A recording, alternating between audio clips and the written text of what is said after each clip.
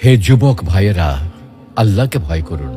ওই ভয়াবহ দিবসের কথা স্মরণ করুন, যেদিন আপনার জীবনে সব সুখ ও আনন্দ বিলাসকে ধূলিসাৎ করে দেবে। সেই দিনের কথা স্মরণ করুন, যেদিন আপনি হবে নির্জন কবরের একা বাসিন্দা। সেদিনের কথা স্মরণ করুন, যেদিন আপনার সন্তান সন্ততি, স্ত্রী, পরিবার, আত্মীয় স্বজন, পাড়া প্রতিবেশী, ধন সম্পদ, বন্ধু বান্ধব সবকিছু থেকে আপনি বিচ্ছিন্ন হয়ে যাবেন। কবরের সংকীর্ণতা ও ঘুটঘুটে অন্ধকারের কথা কি আপনার একবারও মনে পড়ে না?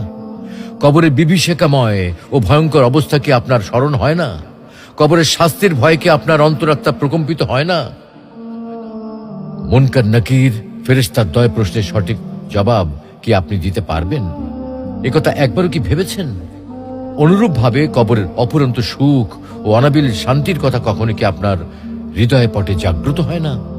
তাই বলছি, হে যুবক ভাইয়েরা, আর দেরি না করে দ্রুত ছুটে আসুন মহান আল্লাহ রাব্বুল আলামিনের বিশাল ক্ষমার দিকে, মহান আল্লাহ রাব্বুল আলামিনের রহমতের দিকে, মহান আল্লাহ রাব্বুল আলামিনের অনুগ্রহের দিকে। মহান আল্লাহ রাব্বুল আলামিন আপনাদেরকে বলছেন, তবু কি তারা আল্লাহর কাছে তওবা করবে না এবং তার কাছে মাপ চাইবে না? আল্লাহ অত্যন্ত ক্ষমাশীল ও করুণাময়।